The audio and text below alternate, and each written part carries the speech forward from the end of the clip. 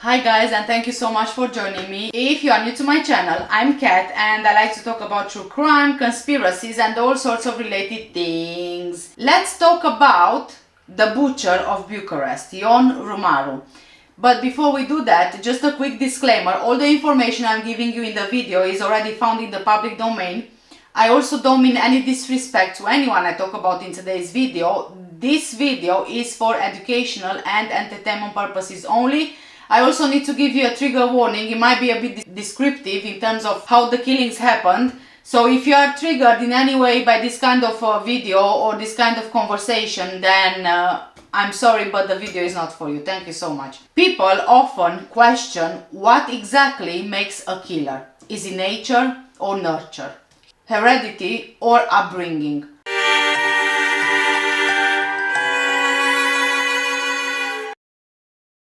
The case of Ion Rimaru, nicknamed the Vampire of Bucharest, and the Wolfman may reveal that it can actually be both.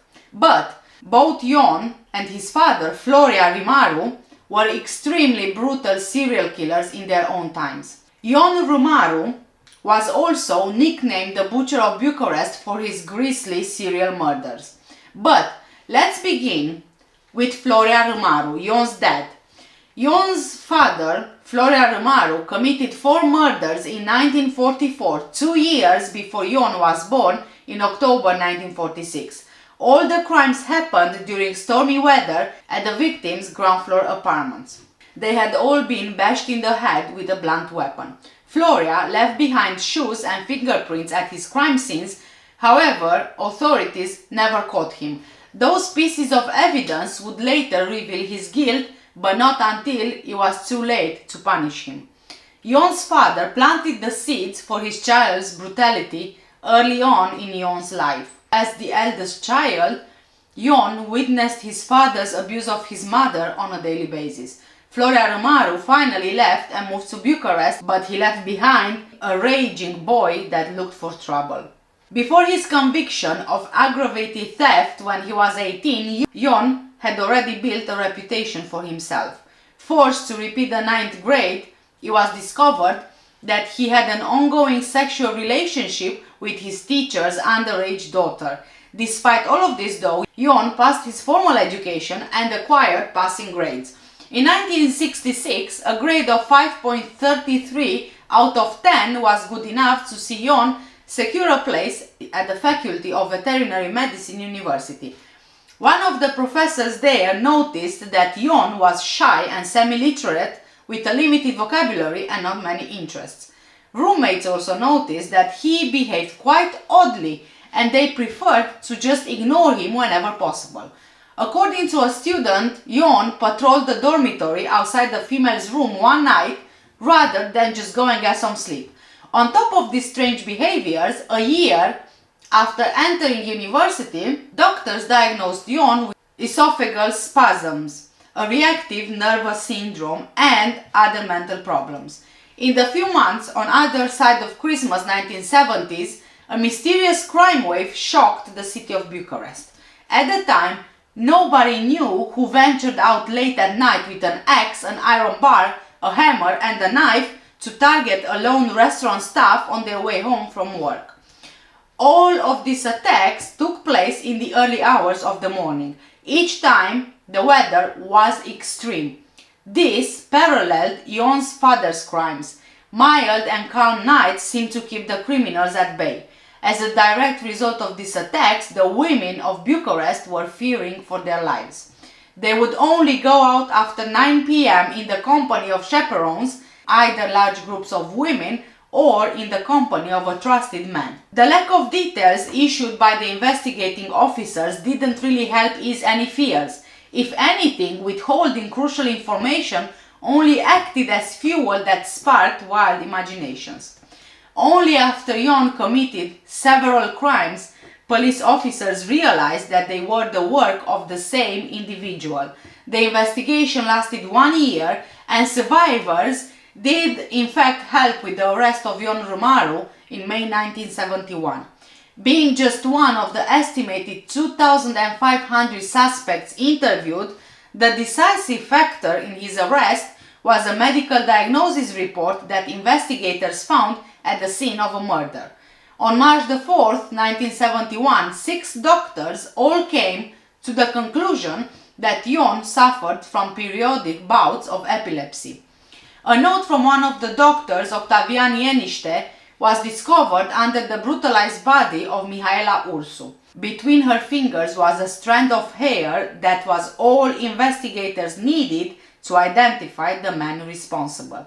However, this identification came too late to prevent additional attacks. Ion Rimaru no longer targeted waitresses.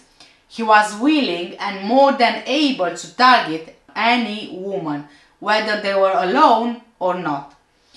Ion's reign of terror came to an end when the police investigating the medical note were in the middle of a process of elimination for all of that particular doctor's patients. Romaro was not in his dorm room when police arrived, but they went in and searched the premises. During this search, Romaro returned with his arsenal of weapons inside a bag. Forensic investigation matched the hair at the crime scene to Ion's. Pretty much, the investigators now had an open and shut case.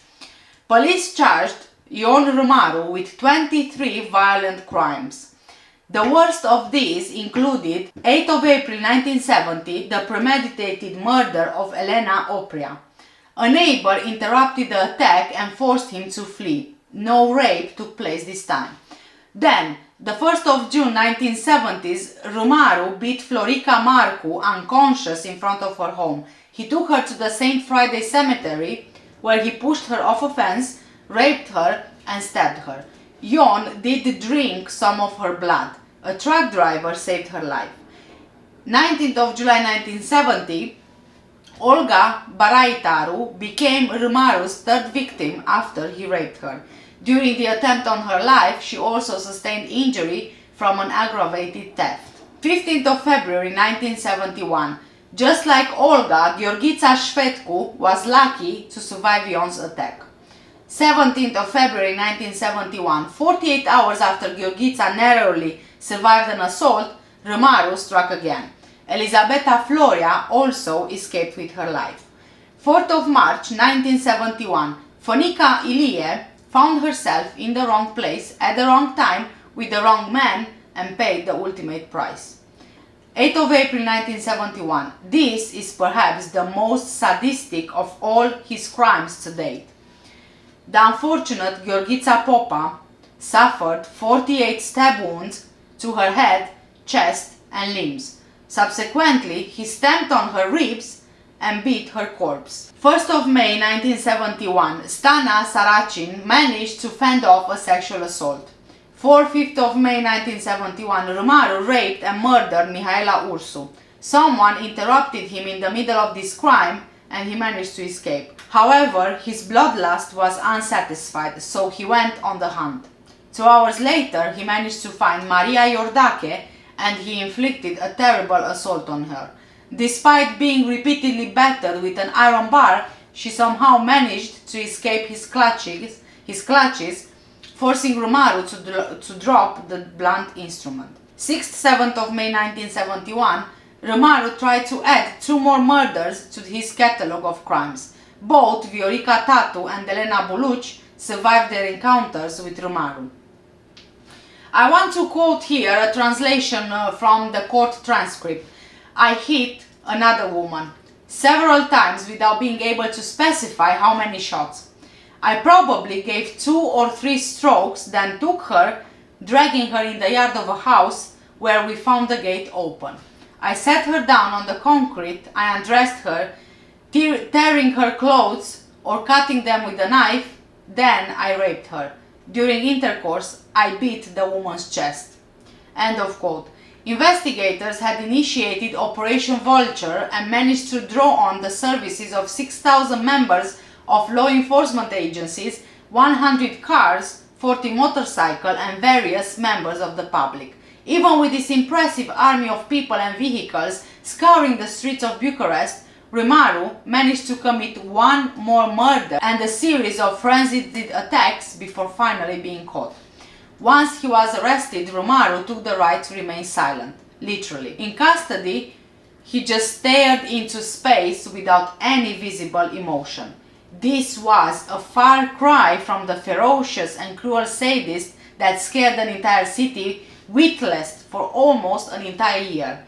Women especially began to feel a little safer with Romaru safely behind bars. The threat of being attacked or mauled while alive, or beaten and raped after death by a misogynistic lunatic meant that urban life could begin to return to normal.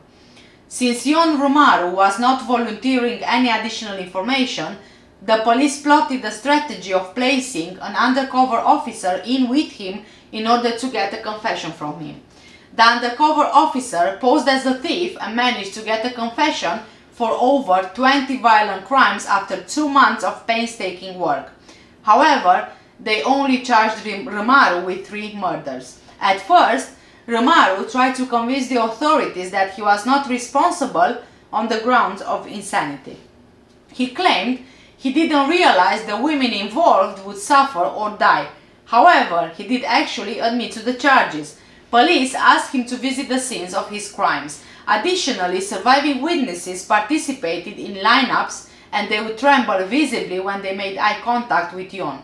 Authorities generally concluded that comments made by his own father, Florea, had a large part to play in the transformation from innocent child to an insane monster. It is possible that Florea coached or counseled Ion, but there is no evidence of this. While the initial manhunt was taking place for Ion, police arrested Florea 3 times. However, this was in connection to Ion's crimes rather than his own. Each time though, they released him because Romanian law would not allow close family members to testify against each other. Ion Rimaru's trial hinged largely on the insanity defense. Public attention to the trial was huge, and the proceedings took a dramatic turn when Romaru pleaded insanity. Although Romaru thought he convinced officials of his mental instability, a report stated otherwise. Mental illness did not cloud Romaru's judgment, and he knew what he was doing all along. Romaru changed his plea and then refused to answer any questions from that point onwards. The judge sentenced Ion Rimaru to death by firing squad, and all his appeals failed.